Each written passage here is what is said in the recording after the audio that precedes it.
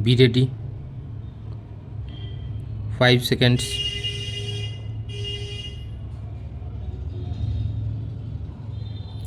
Start. It was a great act of service to this country that Jawaharlal ji introduced planning in this country. But the planning that was introduced did not achieve what it had to achieve. Planning is good, but when it goes astray, it does more harm than good. I cannot say we have made no progress. We have made progress. We were not manufacturing even as pin in this country when we become free. Even the spindle to the spinning wheel had to be imported. That position has changed, and we are producing not only steel, aluminium, or all the materials of the railway or sugar machinery or electric machinery. We can even produce a steel mill now.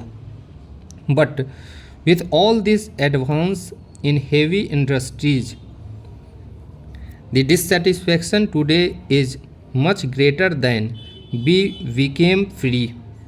While prosperity in some sections has increased substantially or even perceptible when it is compared to the progress made by the affluent people, there is a great dissatisfaction because their expectation, which is not very high in my view, is not fulfilled.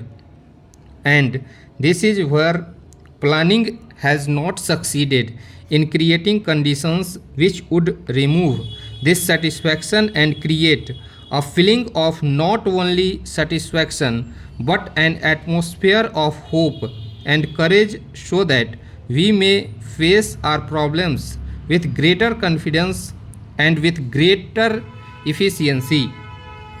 Heavy industries are necessary to some extent, especially in items like the railway materials or electric machinery or other machinery or steel or aluminium or metals or machines required for these purposes.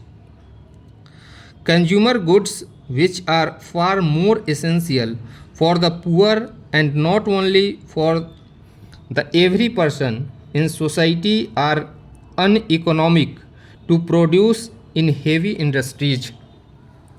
They can be more conveniently produced, more easily produced, and produced with much less capital per capita or per man employed in small and cottage industries than in the bigger industries. This is a controversial subject. In a heavy industry, to employ one man requires a capital of anything between rupees 25,000 and rupees 1,50,000, whereas for cottage industries the investment per person employed would not exceed rupees 500.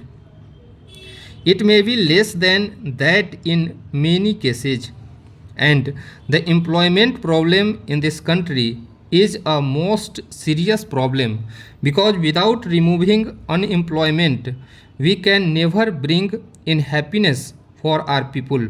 Therefore, we must fight it on a war footing.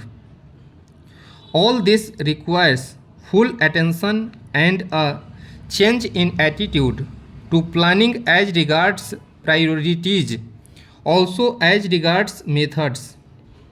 All this has happened because we began to imitate the West and the Western affluent methods. They are good for them, but they are not good for us. Whatever is good in them, we can certainly take and we should take.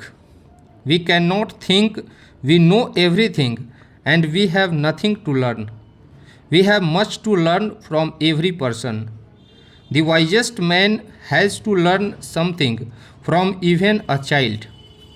We have to learn a great deal from the whole world, and whatever we learn must be based on our foundations of culture, requirements of society, and our genius. This we have almost forgotten. This is the greatest misfortune of all of us. This we have to remove, and unless we get back this pride in our own basic culture and in our way of life, I am afraid whatever attitude we may keep, it will miscarry. Any task can become successful only if it is taken up with a right attitude, in the right perspective, and with right means. Efficiency can be defined as the skill with which you can perform a task with the least labor, with the least expenditure of money, and with maximum contentment of doing it and of producing right things. Now, if you examine any task with the background, I am quite sure there will be little scope for disagreement. Our planning is thought in terms of large expenditure of money because we thought more of heavy industries. We should have attended to it first. Of course, major irrigation works are necessary. As a matter of fact, I myself have something in view which perhaps requires an expenditure of about rupees 15,000 crores for making canals in the north and in the south, which will be horizontal, connecting them with vertical canals with all rivers, so that we have a waterway system which will even be cheaper than the railway system, and no depth of water for any irrigation throughout the country. As a matter of fact, there was a scheme with the East India Company and the British government earlier, before the railways had been planned, and there was a scheme for improving the waterway system, or having waterway system for transport and for irrigation. But they found that if that was taken up, they will have very little to import from England, and therefore they decided in favor of railways, where everything was imported from the Britain. Stop.